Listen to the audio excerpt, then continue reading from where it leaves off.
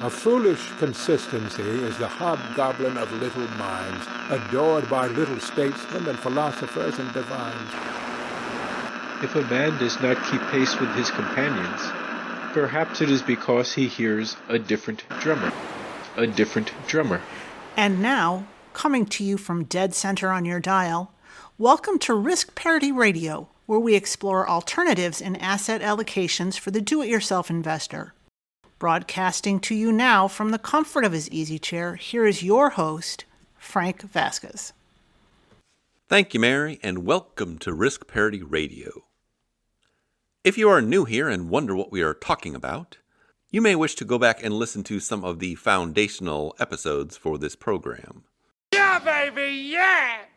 And the basic foundational episodes are episodes 1, 3, 5, 7, and 9. Some of our listeners, including Karen and Chris, have identified additional episodes that you may consider foundational.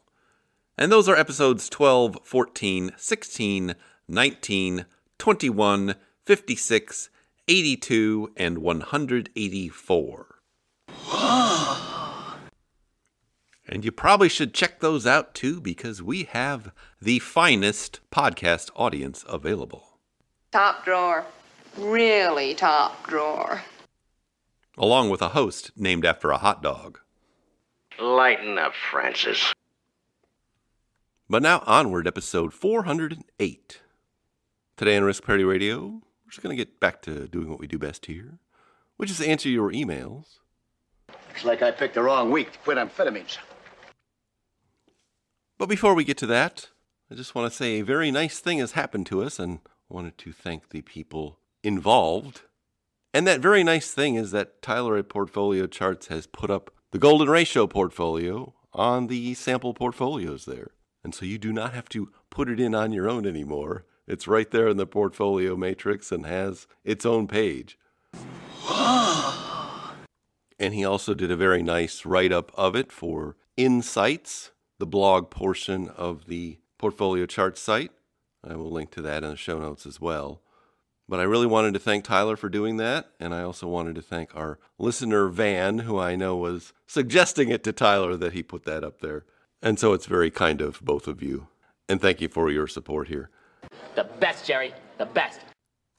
Now, for those of you who may have just stumbled into this podcast because you read the article at Portfolio Charts or the new portfolio page, I should probably warn you that this podcast is not like other podcasts in that it is not a commercial endeavor. Surely you can't be serious. I am serious. And don't call me Shirley. It's a retirement hobby, and the original purpose of it was for me to pass on some knowledge to our adult children. Why? What have children ever done for me? So if it just sounds like you're hanging out with me at my house and I'm goofing off, yeah, that's what it sounds like. This is pretty much the worst video ever made. And that's not going to change, but I'm glad you're here. And you probably do want to go listen to episodes 1, 3, 5, 7, and 9 if this is your first time here. And you can also go to the RSS feed page, which you should open in a browser because it's huge. And it has all of the podcasts on one web page, which you can then word search with all the show notes for particular topics. Because there are over 400 podcasts now, and you probably don't want to listen to all of them, at least not all at once. You are talking about the nonsensical ravings of a lunatic mind. But now let us attend to our listeners and their queries. Here I go once again with the email. And First off, we have an email from Randy. Well, here we are, my friends. You have brought the economy's vengeance upon yourselves. What can we do, Randy? Yes, Randy! And Randy writes, Hi, Frank, and of course, Mary. I'm a recent listener and a fan of the podcast. Groovy, baby! I have listened to the foundational episodes and now working my way backwards and getting caught up. I am in the process of migrating my own version of the Golden Butterfly portfolio, but adjusting VTI to 15% and GLDM to 15% to make room for 10% BRKB that I already own and would like to keep in the portfolio. Excuse my questions if they have been answered in a previous episode, but here they are. 1. I was thinking about rebalancing semi-annually instead of annually in June and December, so I have a chance to tax loss harvest before the end of the year. Do you think this makes sense, or should I just stick to once a year? 2. Fidelity has sent me a message asking if I would like to loan out my GLDM shares, which would pay me 0.5% interest. Since gold does not pay a dividend, and I am going to be holding it anyway, what are your thoughts about doing it this way? Thank you for all of the information provided in your podcast. It certainly has opened my eyes to new possibilities. Randy. We must all wear sheets instead of buying clothes that need detergent. Instead of cars that take gasoline, we can get around on llamas from Drake's farm. Instead of video games that take batteries and software, our kids will play with squirrels. We must let the economy know that we are capable of respecting it. No more needless spending. The economy is our shepherd. We shall not want. Well, Randy has gone to the front of the line because he has donated to the Father McKenna Center. As most of you know, we do not have any sponsors here, but we do have a charity we support. It's called the Father McKenna Center, and it supports hungry and homeless people in Washington, D.C. Full disclosure, I'm on the board of the charity and am the current treasurer. And if you give to the charity, I will move your email to the front of the email line, which skips you over a couple of months' worth of emails these days. You can do that in two ways. One by going to the support page at www.riskpartyradio.com, which Randy has done and then became a new patron on Patreon. Or you can go directly to the Father McKenna website donation page. And either way, I'll move you to the front of the line. Please do mention it in your email when you send it so I can flag the email and move it to the front of the line. Yes! Now, getting to your questions. Well, we haven't talked about rebalancing in a while. There is a nice article that I've linked to before, and I'll link to again, from Michael Kitces about optimized rebalancing. And in terms of rebalancing schemes that go on a calendar basis, what he's basically found there, at least for kind of ordinary stock bond portfolios, is that rebalancing more than once a year does not really help you. On the other hand, it doesn't really seem to hurt you either. So it's not wrong to rebalance more than once a year. I just wouldn't expect to get any real benefit out of it other than luck and circumstance in particular years. So if you want to do it in June and December, that would be fine. Make sure you do it early enough in December that you don't have any problems with your tax moves, if you will, which is something you generally want to plan out starting in October or November each year, depending on what your account situation is. So if that helps you, you should go right ahead. Your second query was about the message you got from Fidelity about their new loaning program where you can loan shares out to other traders, if you will, and get paid for it. I've actually done this for a number of years at Interactive Brokers. You can do it at Fidelity now. You won't make a whole lot of money off of it, so don't get your hopes up there. But I haven't had any issues with it in terms of the holdings or anything happening to them. And it's gone. Poof. I did have one issue with one of them like a month ago where I tried to sell something and buy something else, and it would not credit my account right away. But that was resolved, so I don't know whether that was just a glitch that day or something else. If you're not making a lot of transactions, it's probably not going to matter. So you can do that if you want, but the fees or remuneration you're going to receive is generally pretty trivial in my experience. That and a nickel get you a hot cup, a jack squat! So it's not going to be life-altering either way. And so hopefully that helps. Thank you for joining our program. Thank you for your support of the Father McKenna Center. And thank you for your email. Hey, I'm trying to teach my son the importance of savings. You already lost his money? Oh, Mr. Marsh, don't worry. We can just transfer money from your account into a portfolio with your son, and it's gone! This line is for people who have money with the bank only. Please step aside. Second off. Second off, we have an email from Richard.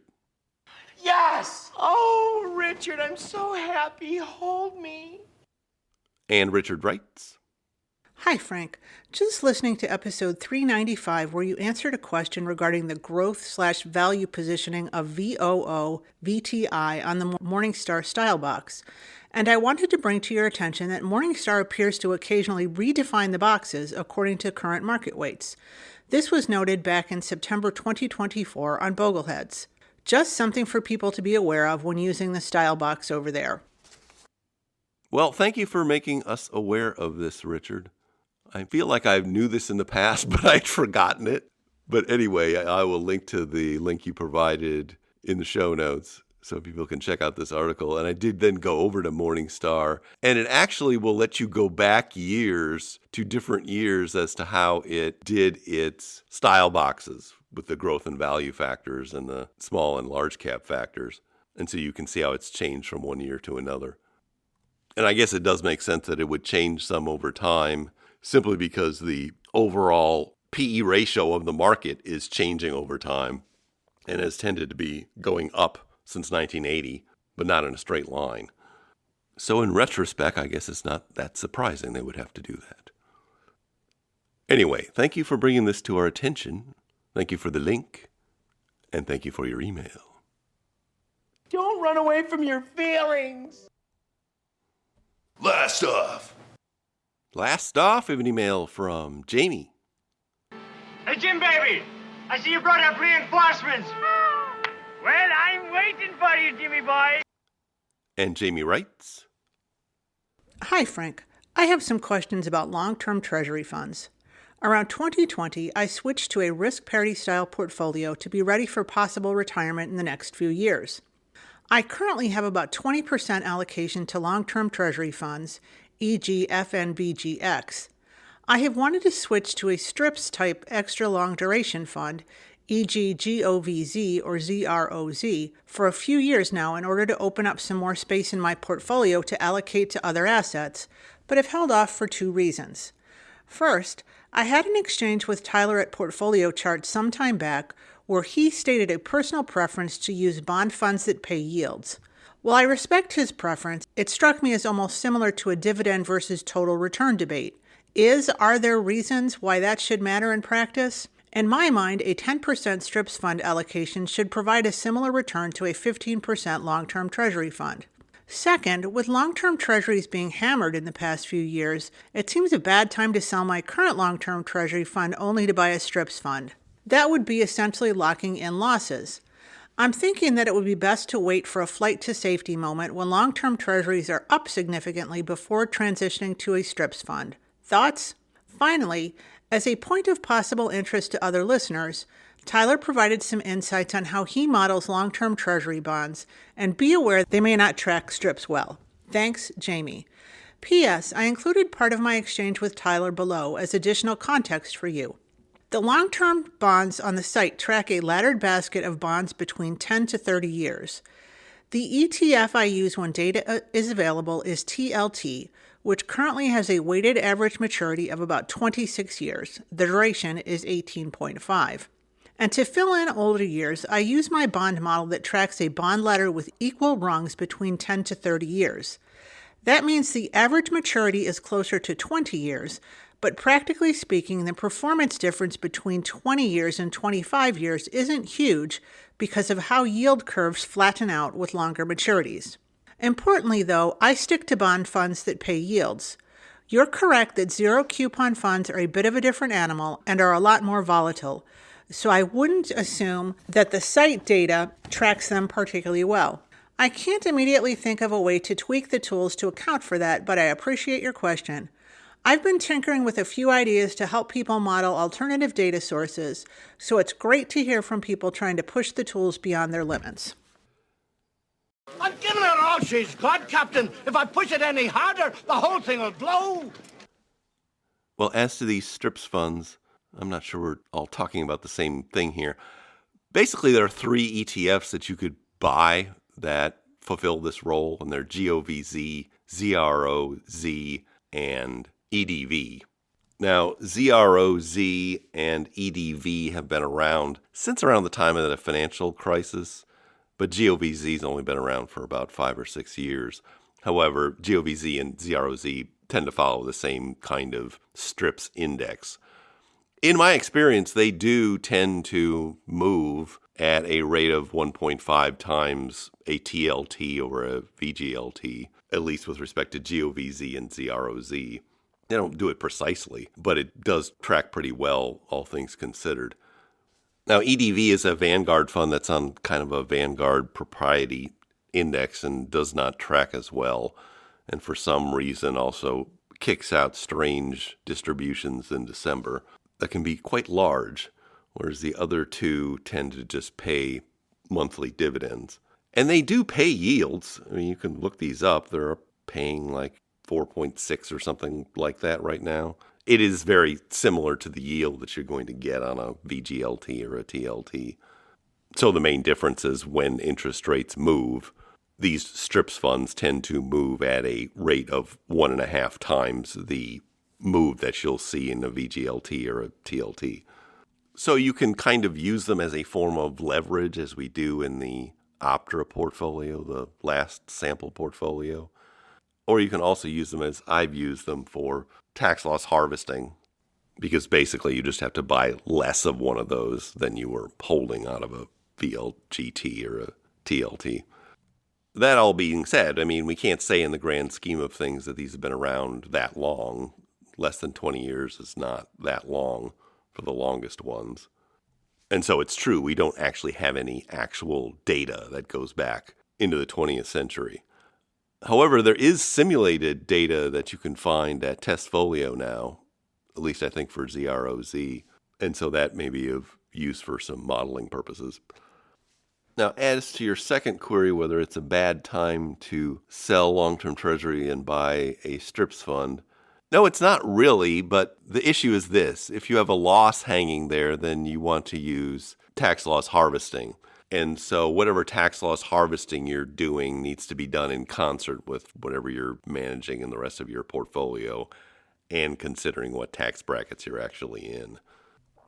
Because if you sell that and then buy a strips fund, you're essentially buying back the same thing or the same kind of thing that's going to perform in a similar way. So you can actually use the strips fund as a tax loss harvesting vehicle. So you'll want to coordinate with whatever other transactions you're doing this year in your portfolio, but I would take advantage of it, at least towards the end of the year. That's usually when you look at tax loss harvesting opportunities. Not going to do it. Wouldn't be prudent at this juncture. So hopefully all that helps, and thank you for your email. I don't think it means what you think it means. But now I see our signal is beginning to fade. We had a shorter podcast today because I'm still recovering from a cold, and I'm hoping to get my voice entirely back before the economy conference this weekend. There will be no podcast this weekend because of the economy conference, and so we will see you again next week. I should be able to update the website, though, at some point over the weekend. If you are coming to the economy conference and haven't sent an email to us yet, we're having a little Risk Parity Radio listener meetup at the Solari Hotel on Friday at 3 p.m., but send me an email to frank@riskparityradio.com if you haven't already, and I'll send you the details for that. In the meantime, if you have comments or questions for me, please send them to frank@riskparityradio.com. That email is frank@riskparityradio.com. Or you can go to the website, www.riskparityradio.com, put your message into the contact form, and I'll get it that way. If you haven't had a chance to do it, please go to your favorite podcast provider and subscribe, give me some stars, a follow, a review. That would be great. Okay. Thank you once again for tuning in. This is Frank Vasquez with Risk Parity Radio, signing off.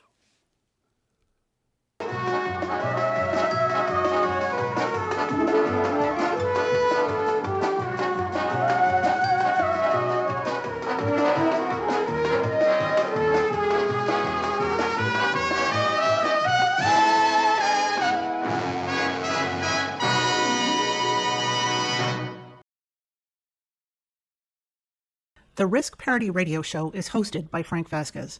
The content provided is for entertainment and informational purposes only and does not constitute financial, investment, tax, or legal advice. Please consult with your own advisors before taking any actions based on any information you have heard here, making sure to take into account your own personal circumstances.